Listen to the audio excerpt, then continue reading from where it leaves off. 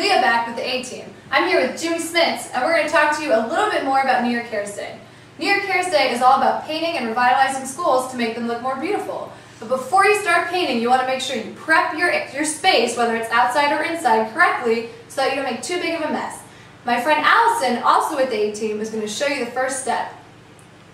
Hi! The first step to prepping your space is making sure the floor is covered.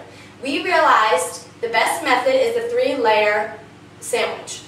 On the bottom is the butcher paper, then comes the drop cloth, and on top the butcher paper again. This is to prevent anything from spilling in between the layers. You must also make sure that all 3 layers are taped down so nobody falls. This is the most important step as we would like to keep the school cleaner than it was when we came. Here's Samara with the next step. Thanks, Allison. For step 2, we're going to go over taping and trimming your space. You want to make sure that you use the blue tape because when you're finished painting and you peel off the tape, it won't peel off the paint with it. Anything you tape with blue will not get paint on it, which is your objective for windows, fixtures, and all trim.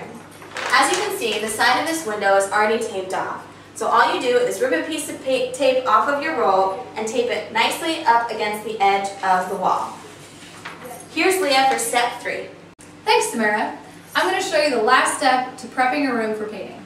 First thing you want to do is find an appropriate space to have your painting station. We've chosen this file cabinet that we've covered with a plastic drop cloth, butcher paper, which we've taped down both layers to make sure nothing slips off. This way, if paint is spilled on the paint station, nothing will get ruined.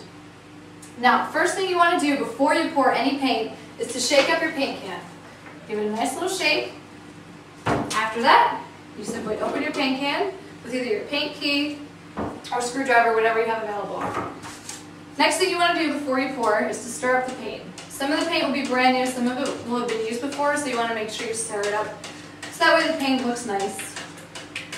Alright. Next thing you want to do is to pour the paint. Make sure you put the painting stirrer on the paint can so that way you don't make too big of a mess. You want to pour the paint into the roller paint tray. You can use your judgment on how much is enough. Next, you want to pour some paint into a paint cup. This is for smaller paint jobs, whereas the paint tray is for the roller jobs.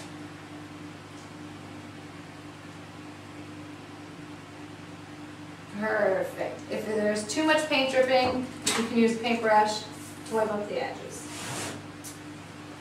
And that's it. And now you have your paint station ready and you can begin painting.